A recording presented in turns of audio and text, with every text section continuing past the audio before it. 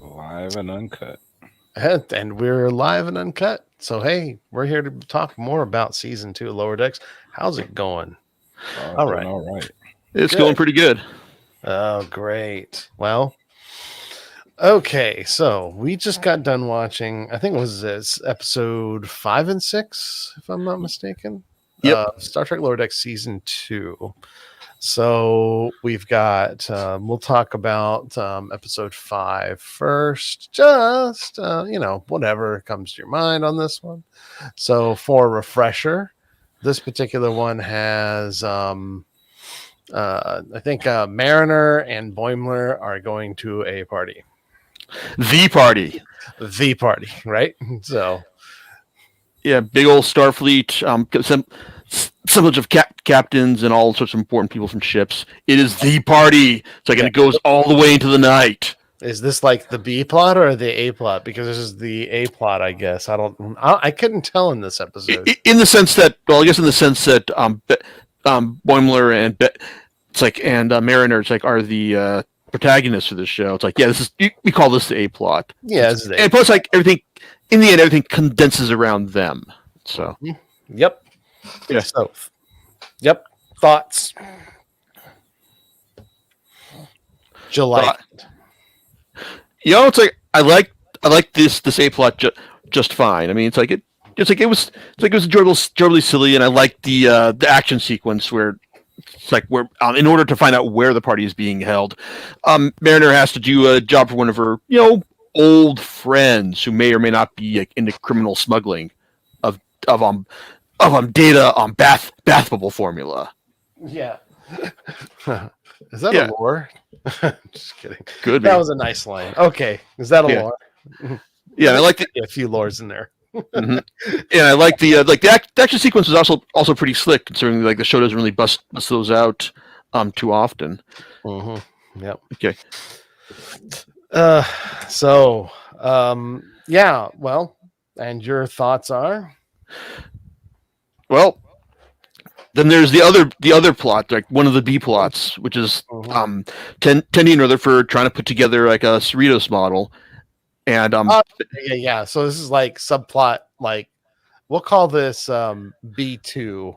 B1 is the other one with the captain and the senior staff. Yeah, and I'll get to that in a second. But Yep. this one was cute too, in the sense that it goes back to the fact that, hey, remember how Rutherford basically lost his memory at the end of season 1? Well, it's like he's dealing with like some angst over the fact that, hey, this is something that previous him wasn't able to do, so he's trying to try and fix it in order to get back to where he was. Only he and Tendi keep getting it's like interrupted by the other B plot, which is part of the episode's title, an embarrassment of duplers. Yeah. Yep. Good.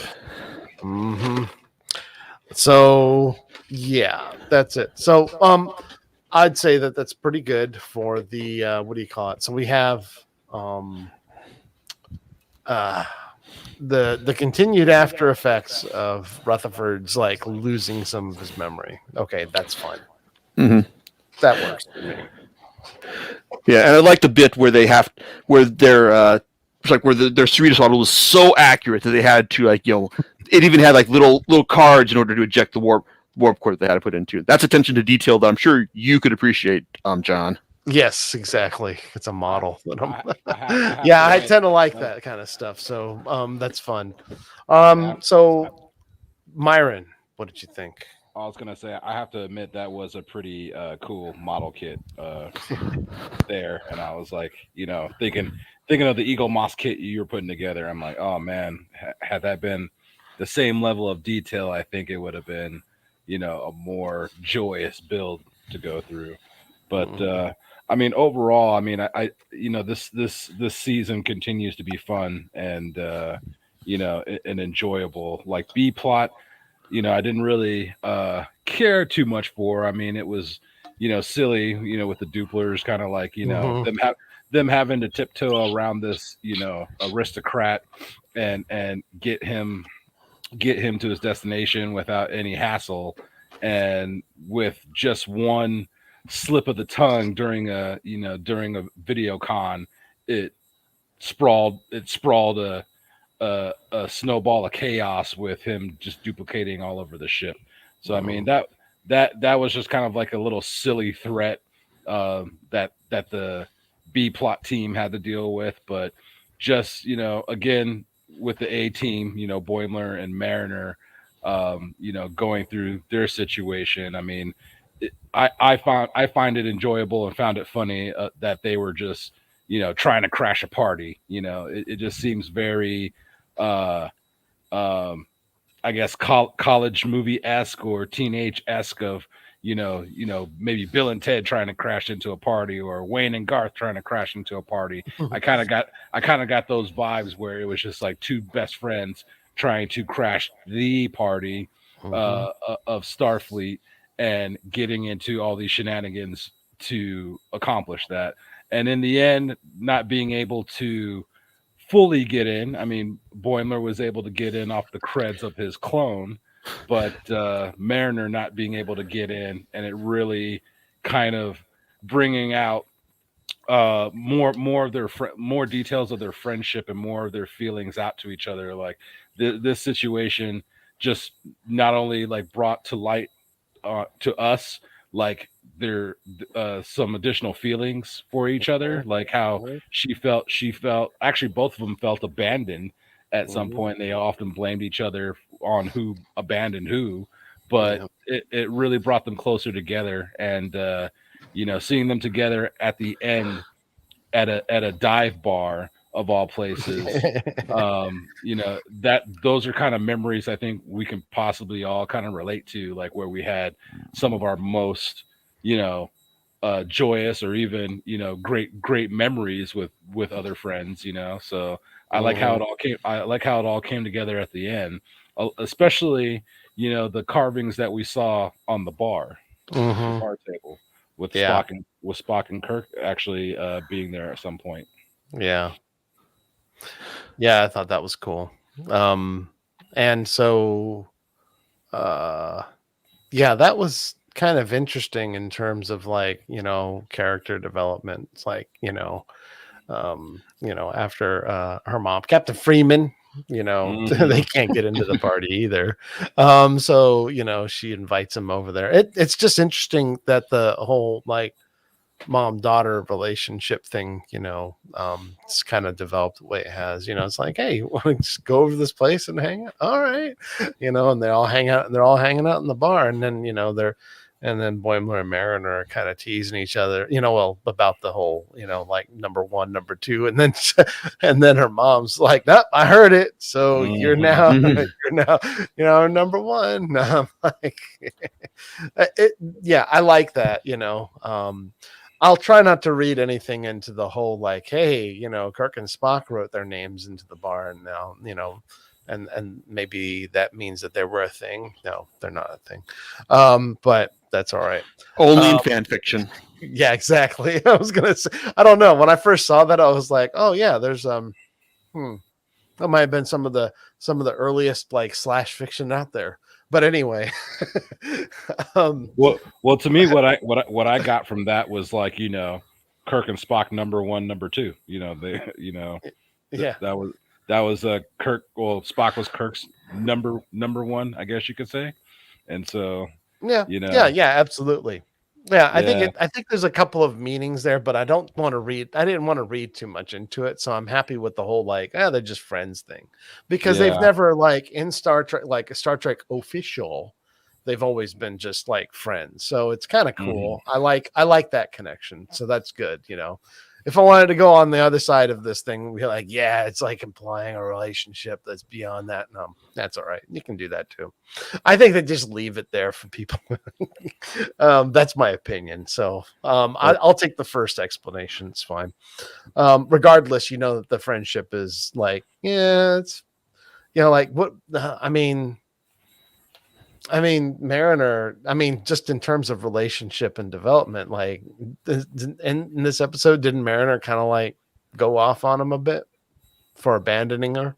Oh yeah, for sure. I mean, Mariner seems to like have I mean, obviously, we know she served on a lot of ships, and Mhm. she's been on a lot of adventures, and she doesn't seem to really have that many close friends per se. I'd say her last like best friend was her best friend from the academy, who wasn't she promoted to a captain? I think.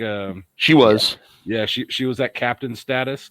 So that seemed to be like her previous like bestie, and right now it seems like Boimler is her like current more adult bestie. You know how we had best friends when we were growing up in like elementary school, high school, or whatever, and they're still our best friends, but then we make those new best friends in like our adult lives or later in life that share that same piece of the whole pie, so to speak.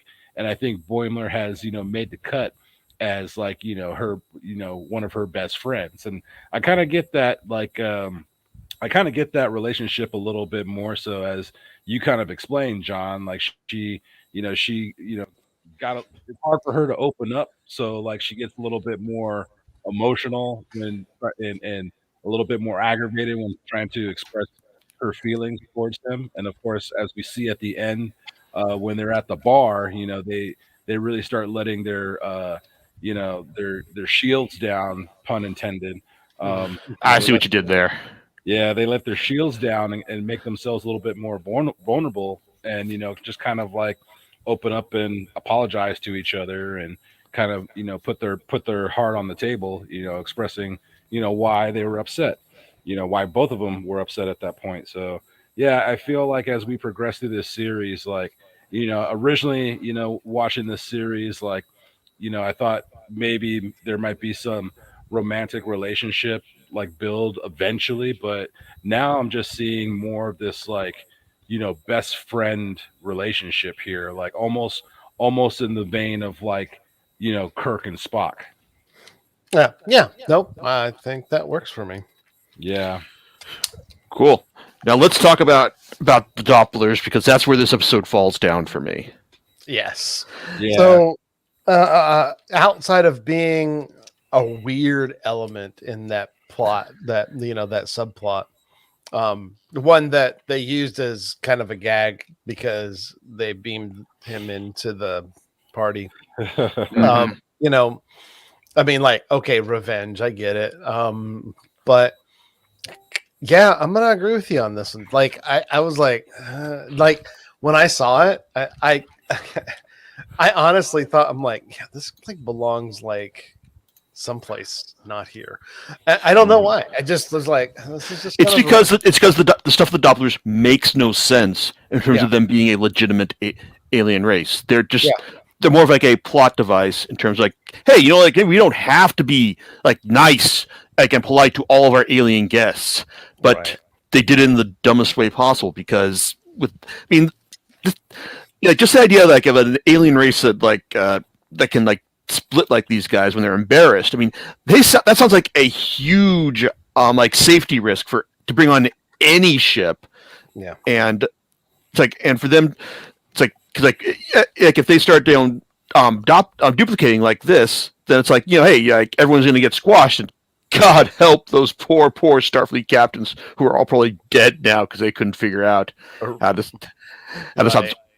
Unless they were actually familiar with how to like stop this, because it's like you think that like if they were aware of what happens to the Dopplers and how they duplicate, you'd think that they would have at least like found the way to stop them from doing that before Captain Freeman did this. I mean, you think that why was this so hard for them to figure out? I mean, on one hand, like, okay, maybe this was common knowledge about them, and Freeman didn't read the manual. But if that's the case, then just make a note of it. I mean, that would have I think that would have made a nice joke to make, in the sense that, hey, we all know like like the lower decks crew and the studio itself is like B-list Starfleet. So you figure that, hey, so the captain didn't read the instruction manual for these aliens. Okay, it's like I can buy that. Mhm. But for them to treat this as like oh my God, we just figured out how to stop them. It's like, no, you should have known this beforehand. This should have been like part of it should have been part of Second Contact. Wink, wink. Yeah. Yep. No, I agree. I have, yeah, I don't have any. I think your analysis is spot on, and I just thought it was a mildly ridiculous element. So I was just, it was like it just didn't seem to fit. I mean, outside of being that plot device, it was just like, oh, yeah, I'm almost ready to banish this to the original animated Star Trek series. So I mean, it's like as a concept, I literally thought that. So yeah, no, it's yeah. I mean, the I don't think that it. I mean, outside of like the little bits that we saw in there, I don't think it detracted from the rest of the stuff. It's just kind of like a regrettable piece of it. So, in my opinion, so that's just what I think. You know, if you enjoyed it, that's fine. But I mean, to me, I was like, you know, it just felt, it didn't feel like So, it was much. so I presume from both of your analysis, like this isn't a canon race in the Star Trek lore. This is some gimmick. I'd be very surprised if this wasn't some gimmick race they created just for this episode. Yeah, exactly. It just feels like that. So it's not canon race. How yeah. It just doesn't seem. This is just a weird thing. That's all I'd have to say. It's just weird. I just can't fit it in anything. So yeah. Oh, but while we're on the subject of alien races who start to fall apart, like more when you think about how they it's like how they function for a second. Guess who's back in the next episode? Yeah, that's right. It's our favorite Pakleds. So they're I don't even remember why they went try to negotiate a ceasefire because Packers have just been raising hell. It's like throughout the outer quadrant or whatever. Mm-hmm. Right. So, I think this one's pretty funny in some ways. So yeah, I thought that this episode, you know, personally it was interesting. Well, so we had that was like the main one. We also had, and so we have one of the Pakleds, quote unquote, defect, and they're a spy. Okay, so this is about I mean, it's not bad. I just saw they're like, oh yeah, when they kind of like told you essentially this is through the writing that he's basically a spy. So and that's fine. I just and it works. The B plot on, well, let's call this the B plot. We'll call our normal cast of heroes the A plot. So it's really like A part A and B. So we have Boimler trying to being influenced to hang out with the cool talkers of the lower decks that are they're trying to influence their way and project himself as a leader, and they're so cool. This is a really interesting, this is probably the most interesting point in this episode, by the way. Boimler is the more interesting part. They're so cool. You were gonna say they call themselves the Red Shirts. That's right, the Red Shirts. Hello, which is kind of a joke. If you don't know, the joke is that the Red Shirts were the ones that were always targeted for, like, that's a meme almost. Like, those are like one of probably the first memes ever. Like a red shirt, being a red shirt. Yeah, means you're gonna die. you were like the nameless crew member in a red shirt who went down on the away team and who was likely going to die in order to show how deadly the alien threat this week was. Correct. You are a throwaway. I think I heard like one of those Star Trek comedians actually say this, Rodriguez and so and so, you guys go wander around that rock over there. And the captain and I will walk over here, and they get killed. Anyway, so well, she that's right. So let's go back to these guys. So they're kind of like trying to train Boimler to be like cool in every aspect of leadership, except for an aspect of leading. Mm-hmm. So the A part B plot is actually the rest of the lower deckers, because they're supposed to be cleaning the anomalies that were collected. And it's like the worst kind of duty. And it's something that Tendi had kind of gotten them into as a duty thing. And so it's like one of the worst things because all sorts of things happen and all sorts of things happen. But then, Boimler kind of skates out of that to hang out with these guys because they convinced him, like, hey, you could be leadership material or something like that, So they go through the whole thing, make them do the talk and walk the walk and look the look and all that. And what winds up happening eventually here is that as the lower deck, there's some tension builds between the lower deckers as they're cleaning up these anomalies. And, just being pretty much exhausted by the end of it, Tendi getting frustrated because she thought it would be a good idea for them to go out and go on ahead and, and do all these, these tasks and clean up all these anomalies that people that the crew has collected.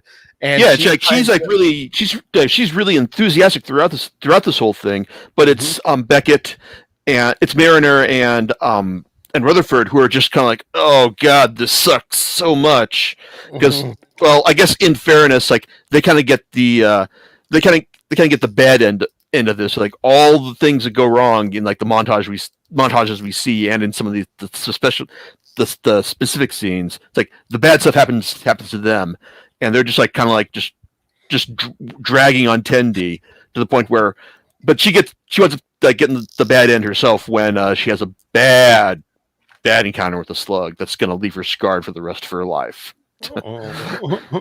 Yeah, she winds up picking up this cube, and then I forget what it is. It's some kind of mood cube, and it turns her into a scorpion, essentially.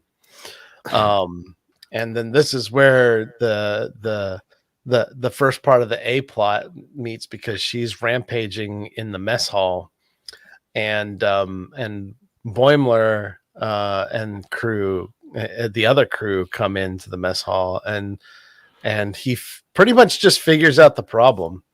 Meanwhile, some of the other people in that, what do they call it, the red shirts team, they start making inspirational speeches, and he is the one who's actually solving the problem, right? So which there's some odd parallels here with my last week of work on this. So where it's like there's people who talk about solving a problem, and the people who actually solve the problem. Sounds familiar anyway. That I run into that all the time anyway. So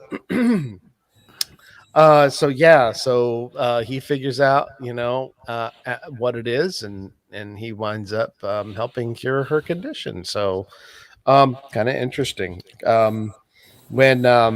Who's the name of the commander in on this ship? I forget his name all the time. Oh, Ransom?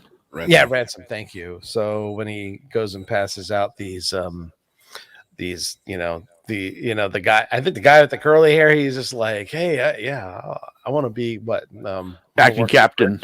Acting captain. He's like, oh yeah, you can have it. And Ransom basically just, tells Boimler, he's like, hey, yeah, fast thinking back there. Blah, blah, blah, blah. Gives him a compliment.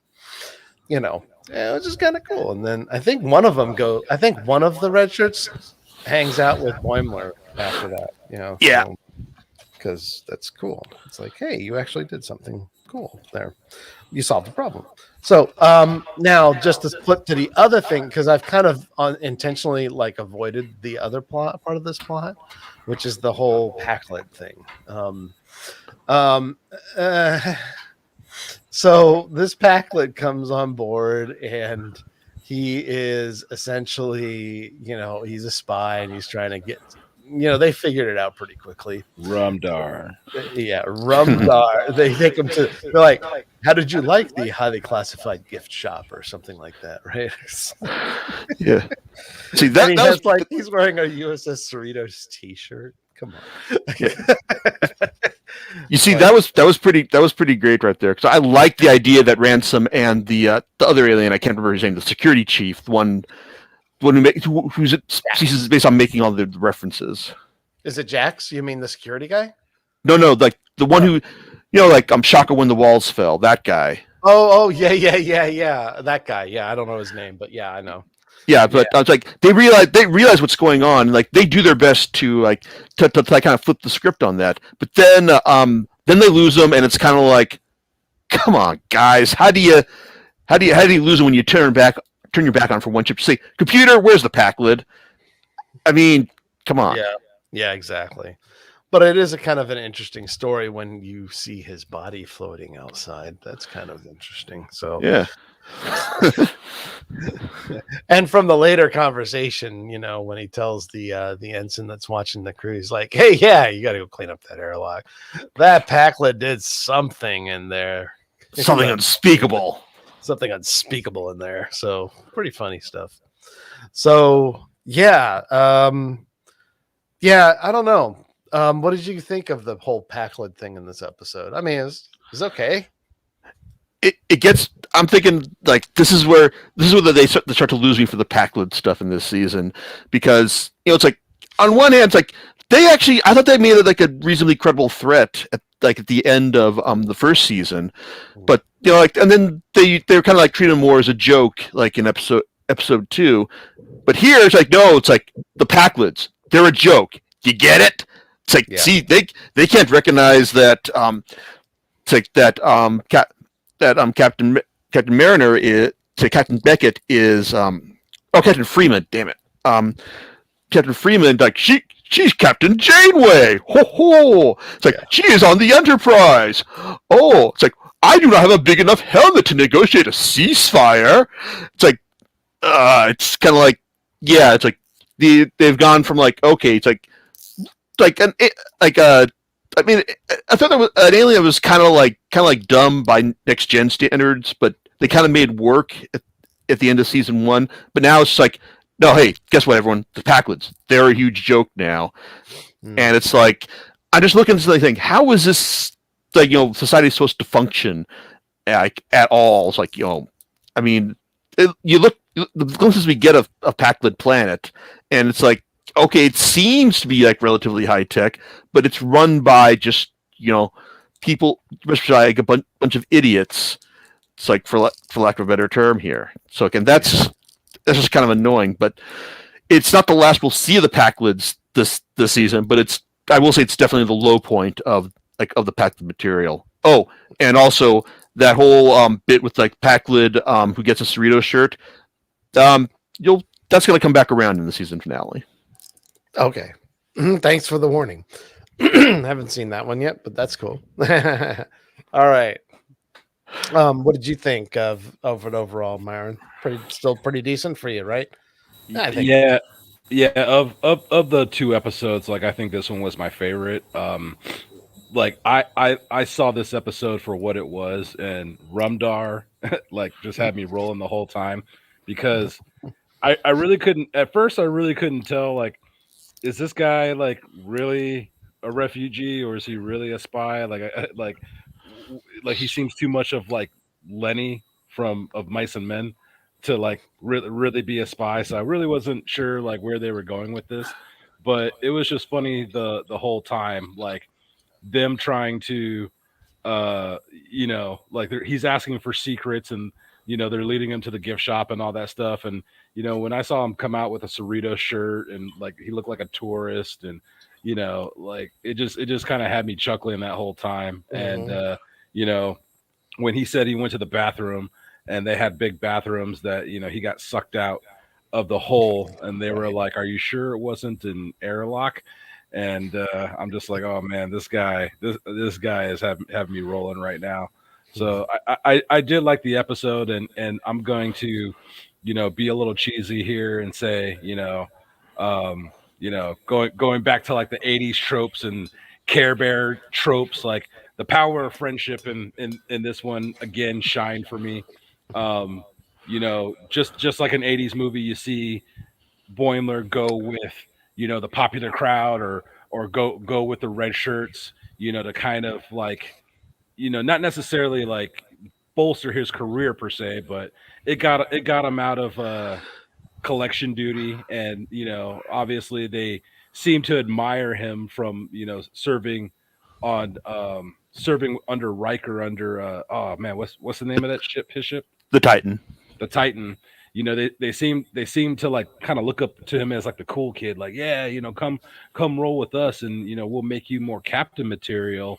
When in fact, like, despite what they were trying to mold him and make him out to be, he was there for his friend Tendi when she needed it, and he was the first one to actually demonstrate leadership skills in which Ransom actually noticed and complimented him on at the end of this whole ordeal. Like, he was the first one to actually come up with a real solution. And just like you mentioned, John, that we sometimes experience in real life office situations where, yeah, you could talk about solutions all day until you're blue in the face, but sometimes there needs to be quick thinking and quick action to be taken, because there might not be enough time to actually, you know, make a long speech or make a long drawn out plan, like, okay, let's do this for the Cerritos, guys. Like, Boimler really demonstrated some real sharp thinking in this episode, and you know, his friends appreciated him at the end. You know when they saved Tendi and they all had a good laugh at the end. And the leader of the red shirts was like, we don't need him. But the followers ended up seeing how well, you know, of a leader he is. And they decided to, you know, ditch the brown nose and, you know, kind of do their own thing or concentrate on their own goals. And so as we learn at the end of the episode that, you know, being acting captain is just being a little kind of like little cabin boy. It's not as prestigious as it was made out to be at the beginning of the episode. So, you know, Boimler, you know, dodged the bullet on that one right there. Yep. More than just a title, it's actually about doing something. Yeah. Mhm. And so And again, that's cool. yeah. So again, you know, I really laughed a lot at this episode. I liked it a lot. Yeah, I'd have to say I agree with you. I like this episode better than the first episode we saw tonight. So Yeah, I do think it was better. It's like I was like, my other complaint is just that, like, the stuff with the red shirts. I mean, as soon as they show up and you know what they're all about, you know how this is going to go, and it's kind of a cute, you know, play on, like, you know, like the, hey, you know, this is how like a Starfleet person is supposed to act, and you know, there's definitely some truth in what they're saying, but it's all just like a surface level understanding of the responsibilities. It's like, and I like, and the highlight, and it was a highlight to see, like, you know, Boimler, like, you know, dive in and just make a fool of himself to save the day. That was clever. That was clever and smart. And it's like, it just, like I said, it worked because, you know, it's like, oh, it makes sense that this is like a cube that affects emotions. Then, like, you know, generating some positive ones is going to be like the key to work here. I mean, it's ridiculous, but it works when you think about it, which is, you know, what the series does best. And I really like the whole anomaly duty thing, because, you know, that was just like a good example for them. Just like, you'll find like all sorts of ridiculous stuff that they can have happen to the lower deckers. It's like, and just like, hey, you know, what can we do to them now? It's like, and that was kind of fun, especially that little montage. And if you get your eyes peeled to the background, you would also see the most important machine in the universe. yes, as well. that's right. The 3 blinking lights in the 2 tubes. I didn't even pay attention to that, and we kind of looked at that like a couple weeks ago. Yeah. Yeah, it's the episode they're actually in. Yeah. Yeah, it was in the room where where a Mariner got shocked by that clock looking thing. Yeah, I think that was a lab, and that's when I was like, oh yeah, this is the lab. So there's all sorts of things in it. So The most important device in sci-fi movie history. that's Mhm. right. I swear Now- it's in Star Wars too. I know it's in Star Wars, man. Now I have to ask, like, one of the things that had me rolling at the end of this episode was them prank calling that kind of oil. Oh yeah, Yeah, so that's is that an actual character? it is. Really? first that one- season, no less. It's also got some infamy to it as well. Yes, it does. What series is he from? Next Gen. Next Gen. Okay. Yeah, Hey, you this wanna is tell 'em? it's like this is the alien that killed Tasha Yar. So like she was she was one of like the she was a security chief like in the first few episodes of the first season, but the actress who played her, Denise Crosby, wanted out, and so it's like this is how they did it. Like this alien, like she tried to like defy the alien by walking over there, and he just like zapped her, and that did her in. Yeah. Wow. And the episode's name is Skin of Evil, and of all things, and the alien is, well, this tar creature, essentially it looks like a tar creature, is like supposedly this is great. It's great because it just blows my mind, this concept. It's just like, I don't know if this is sellable anymore. So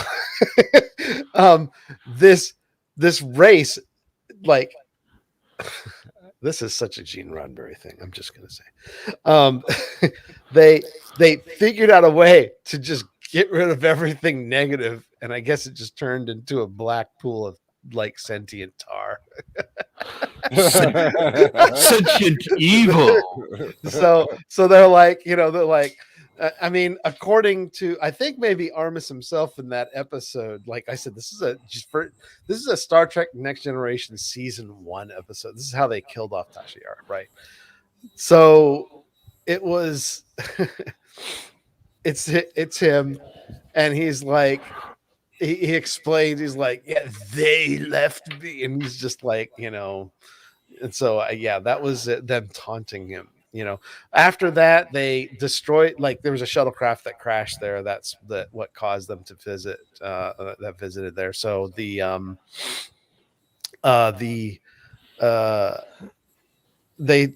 said that planet was off limits. So I guess everyone knows about this planet.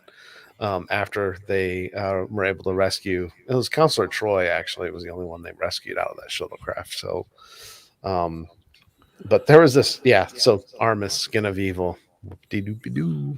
What a funny thing. They did. They poked fun of it. Great stuff, man. Yeah. By the way, that same guy, I'm going to like go back to the previous episode. So there's a weird reference in there of, when they're doing the high-speed like car chase through the space station. I think I know where you're going with this. And they pass a guy in one of those wheelchairs. Yeah. Oh yeah. So there's a couple of people who have said that he has a very strange likeness to Alex Kurtzman. Really? Yeah, really. So yeah.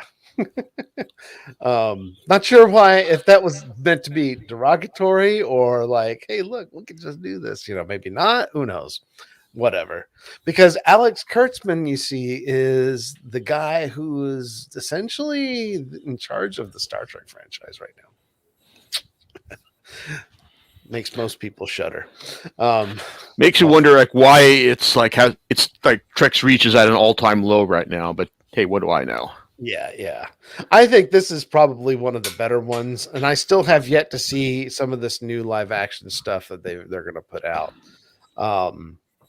So yeah, there's that.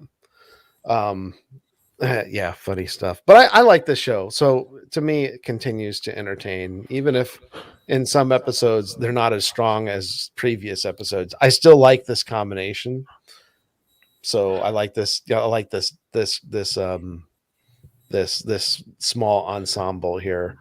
The lower decks kids here. I think that's neat. I mean, the captain and the doctor, and then Shax, the security guy, and the first. They're great. That's fine. They have to be there, and that they're their own little thing. But it's not the focus of the show, right? So, yeah, it's like I gotta admit, like these, like it's like I didn't hate these 2 episodes, like despite what impressions I may give, but I gotta admit this was kind of like the low point of this season for me. Which like I'll say, when I say low point, I mean we've also got 4 more episodes to watch, so make of that what you will. Yep, there you go. Yeah, and I gotta say, like, I love adult animation. I think Cartoon Network kind of put that on the map for us. Growing up, like more so in the early 2000s. Like to my earliest memory, Simpsons. I never really considered as such, but the Simpsons were kind of like that adult comedy, adult animation of like the early '90s, and I feel like it kind of kicked off that movement. But I feel like the era of adult animation we're in now, like it's that. I think it's that Rick and Morty like studio. Like we have Mike McCann who's involved in that franchise along with Justin Roiland and I can't remember the other guy's name, but Dan anyway, Harmon. Thank you, Dan Harmon. Like we're starting to see this like renaissance of like great, clever adult animation, and now we're getting those geniuses of adult animation kind of tackling like properties that we know and love or what we knew and grew up with. And I feel like taking the Star Trek property and making it like hilarious, like a hilarious adult cartoon, but yet not being like too crass where like I think even younger ages can even watch this. When I say younger ages, I'm thinking like I would let like a 15-year-old watch this. You know what I'm saying? So like it's I think it's enjoyable from like 15, 16 on up, and I think it's very cleverly done. And I'm loving what they're giving us so far. But me personally, like, I think I would enjoy more of like that crass, NC, not NC-17, but TVMA, rated R humor. I personally like that shit, but You may get your wish in episode 8. Oh, really? Okay. Because there's times with the doctor, like the cat. Yeah. Like when she's ranting and raving, like I kind of wish that wasn't bleeped out because I'm sure what she's saying is like super hilarious. Yeah, it's like I get what you're saying, but I also think like the bleeps are part of the joke. It's like it wouldn't be it's funny because they're being bleeped, not because of what's being bleeped. Yeah. Mm-mm. Yeah. Okay. That's true. Yeah, I get that. Absolutely. I actually like that as well. So I think it's fun. Lots of fun. Yeah. So it seems like I earlier I saw like a placeholder for on IMDb for a season 3, so that leads me to believe that has been greenlit already. So I'm glad that this show is on a roll right now.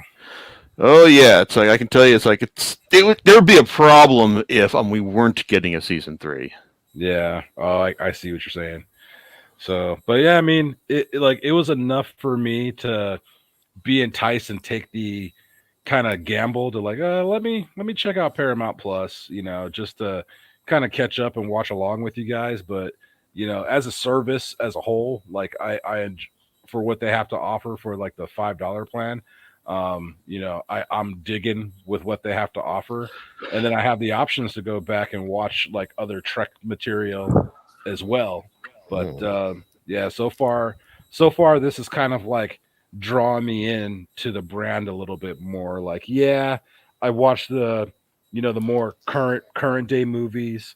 I don't have like a clear memory as much as you guys do, but I watched bits and pieces of Next Generation back in the day and a little Deep Space Nine, but this series is actually kind of making me want to go back and see like what these references are pointing out to, and actually want me to kind of backtrack and get into Trek a little bit more. So some are definitely worth watching. Others, probably the reference is enough. Yeah. Like for example, that Armus episode, it's okay. It's not the best, but nothing in the first season was really great. It was okay. It's not its best because there's a lot of like transport yourself to the year 1987 like Buck Rogers. Because this is like they were very early out. They didn't have as much of a budget. They made an Enterprise D model and they were able to film it and stuff like that, but they had to reuse a lot of like old shots and things like that. And it's interesting. So, I don't think that I don't think like Star Trek: Next Generation really got its stride until that season cliffhanger, which is called Best of Both Worlds with the Borg, and like I think it started to improve when Whoopi Goldberg came on. So if that gives you any context, I think that's a little bit better. Because So Sister Act was hot at that time. it was hot at that time. Oh, You're right. And Whoopi's a big science fiction fan, so I mean, Yeah. I think she lobbied to be on the show. Yeah. Yeah. I think the dynamic that she had was pretty good as well. So I particularly did enjoy the episodes that she was in because she was wise. Wait, Mhm. there was this Saturday Night Live sketch back in the day when Phil Hartman was still alive and part of that Mhm. cast, remember? And they Mhm. did Love Boat: The Next Generation, and Oh yeah, with Stewart. Patrick Stewart. yeah, Patrick Stewart was on there. Yeah, it was hilarious. That was just funny as hell. Yes. And I forget the girl who played. I didn't, but she comes in. She's all gone and got all of the answers, baby. Yeah. I was like, oh my gosh, it's like almost perfect. It's like, well, I mean, she's like this. She's like hundreds of years old and all this other stuff. So there's this whole thing to her. I mean, she was alive there. So they did this episode in Star Trek: The Next Generation where they went back to like eight. The late turn 1800s. century, Yeah. the late 1800s in San Francisco, and like Guinan is there, like in present time. So And so was Mark Twain. yeah, Mark Twain, right? There was a guy I like that actor playing Mark Twain. It was just kind of cool. I don't know if that's. I mean, we kind of know how he sounded from like because there's like one recording of him, but then there's also like pictures and stuff. And I think that they did a pretty good job with that guy. I mean, so yeah, that was it's called Time's Arrow Parts 1 and 2. It's a really good episode because they found Data's head in an archaeological dig under San Francisco. And then they find and Data's looking at his head. He's like, yeah, this is kind of cool. But anyway, it's like it means I'm gonna die. Anyway, there's some cool episodes. So like I said, the Borg episodes, all that other stuff. So yeah, it'd be worth watching. I like Enterprise too. The Star Trek Enterprise one with Scott Bakula. And there's what? It's interesting because there's not a lot of references to that in the show at all. Like most of the references here are from the movies, like the original movies. Like I don't see any of like the Star Trek Beyond and like the whole Kelvin stuff. I don't see any references to that in Lower Decks at all. Probably because there's some sort of like mandate saying if you're gonna make your references, you gotta make references to everyone will know, not just like the super deep cuts that are going to appeal to only just like a small handful of Trek nerds. Yeah, but like give them time. I think that's also there's some legal stuff there because it doesn't matter because Paramount now. See, there's this whole thing where the Kelvin universe, the stuff that J.J. Abrams directed the first movie on, like at that point when he made that movie, like Paramount and CBS were not like together anymore. Like they broke up. No, they were not the same company. They were when all those other old movies and television shows were being made. So it was actually literally Paramount Television. Like they launched Star Trek Voyager on the UPN, United Paramount Network, which is like I remember they were trying to make a Fox network, and guess what? That doesn't like UPN does not exist anymore. It's like the CW used to be the WB. Remember? Yep. No, basically like they merged into the WB, into the CW, right. And essentially CW. So the WB, CW, and like Paramount and Viacom and CBS, they're all one company now. They're all the same company. That's some crazy shit right there. So food for thought, guys. But yeah, so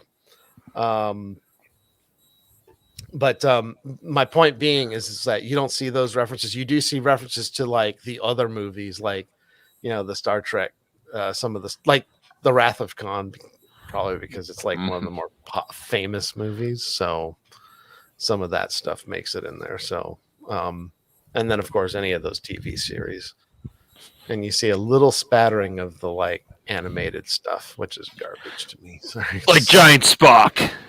yeah, right, exactly.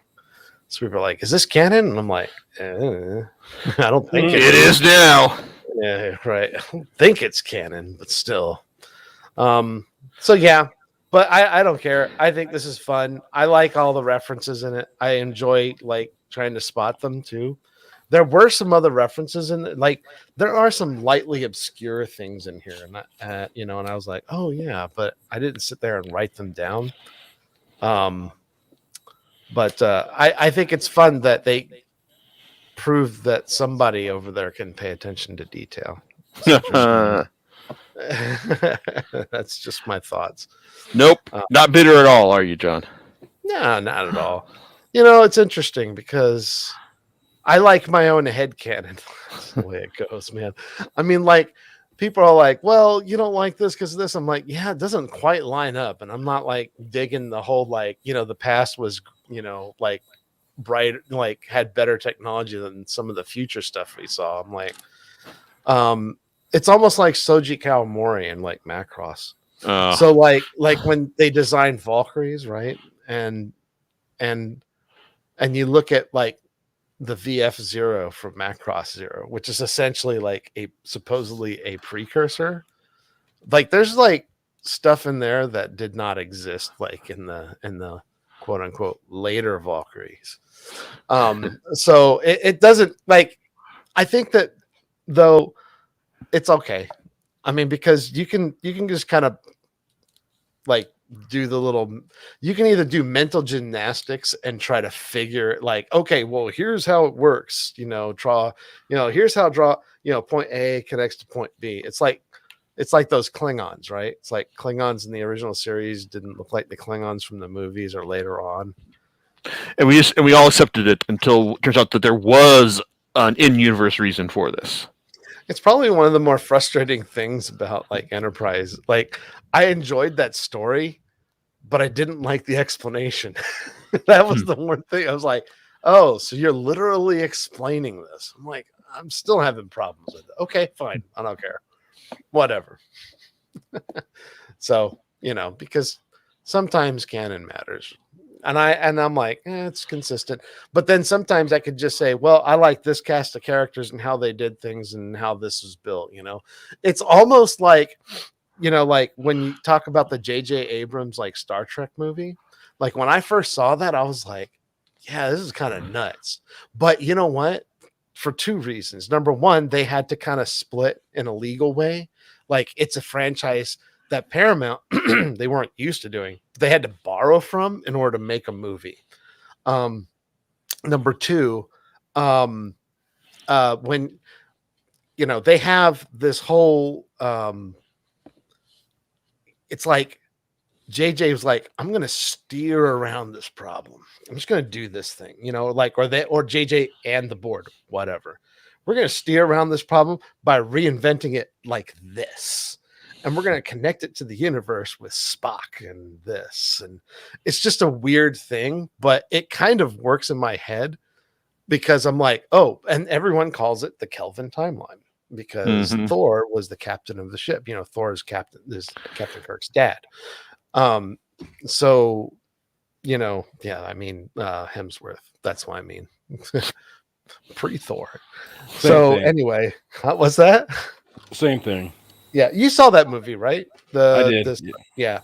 So I mean, like, they wound up taking a route, and it's like, to me, it was like maybe JJ and everyone did it because they knew that in order for them to make a movie that was like Star Trek, but not the Star Trek you remember, they had to change things, and they couldn't just like, hey, let's make orange and blue sets with, you know, with flat panels and stuff. They can't do that stuff, man. It's just like, yeah, let me make a crappy looking set and then just try to sell that. You got to make it look flashy and cool. Like he overdid it with the lens flares, but I think he did a good job nonetheless. You know, a little goofy in spots. You know where Kirk's like hands are all like ballooned up because of that virus thing. He's running around trying to talk. Yeah, that's goofy shit. But still, it is. It's goofy, but you just go with it. You're like, oh, okay. Yeah. You know. Anyway, so I enjoy this episodes. I think they're good, and I'm looking forward to watching the rest of the season with you guys. You know, so you guys are still obviously on board, so that's a good thing. I am on board for rewatching the rest of the season with you guys. Yep. We'll do it. So we'll catch you guys next time. See you later. Good night, kiddies. Laters.